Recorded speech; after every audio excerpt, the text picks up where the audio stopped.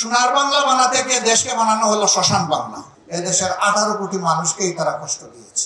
উলামায়ে কেরামকে কোনোভাবেই সহ্য করতে তারা পারেনি। আমরা একটা নতুন পরিশীলিত পরিবর্তিত বাংলাদেশ চাই। সেই বাংলাদেশটা আমাদের সন্তানেরা যে স্লোগান দিয়েছে, সেই স্লোগানের বাংলাদেশ চাই। তাদের মৌলিক স্লোগানে একটাই ছিল, উই ওয়ান্ট জাস্টিস। আমরা সকল ক্ষেত্রে ন্যায় বিচার চাই, ভারসাম্য চাই, সাম্য চাই, বৈষম্য চাই না। যে দেশ এবং সমাজে ন্যায় বিচার প্রতিষ্ঠিত থাকে, সেই সমাজে কাউকে অধিকার চেয়ে নিতে হয় না। রাষ্ট্রের দায়িত্ব হয় যার যার অধিকার তার হাতে তুলে দেওয়া। এই জায়গাটাই আমাদের সবচেয়ে ক্ষতিগ্রস্ত হয়ে আছে।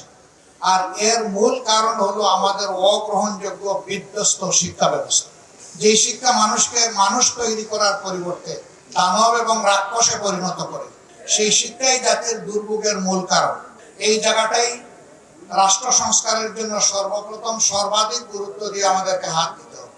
যদি আমরা সত্যিকার অর্থে একটা জাস্ট বাংলাদেশ আমরা চাই, সেই শিক্ষাটা কেমন হওয়া উচিত?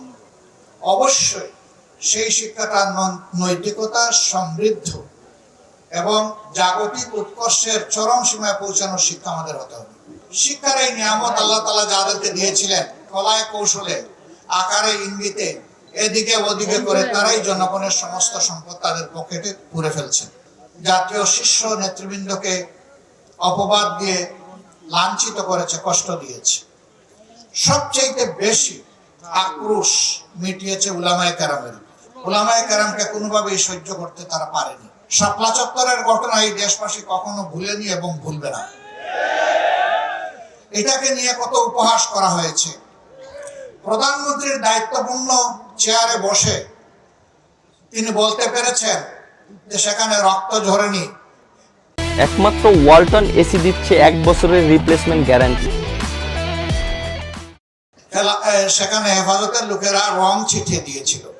এই ছাত্রদের আন্দোলনের যখন ক্লাইম্যাক্সের দিকে যাচ্ছিল, যে সাবধান করে দিচ্ছি, বাড়াবাড়ি করবা না, যদি বাড়াবাড়ি করো তাহলে 5 মে যেটা হয়েছিল শাপলা চত্বরে, রাত 12টার পরে সবকিছু সাফ করে দেওয়া হয়েছিল। ভোটকে মূল্যায়িত না করার কারণে অনিবার্য হয়েছিল মুক্তিযুদ্ধ। আবার মুক্তিযুদ্ধের মধ্য দিয়ে যে কমিটমেন্ট, অঙ্গীকার জাতিকে দেওয়া হয়েছিল, তা করা হলো লঙ্ঘন। সোনার বাংলা বানাতে গিয়ে দেশকে বানানো হলো শ্মশান বাংলা। আমাদেরকে উপহাস করে বিদেশ থেকে বলা হলো বাংলাদেশ একটা তলাবিহীন জুড়ির দেশ।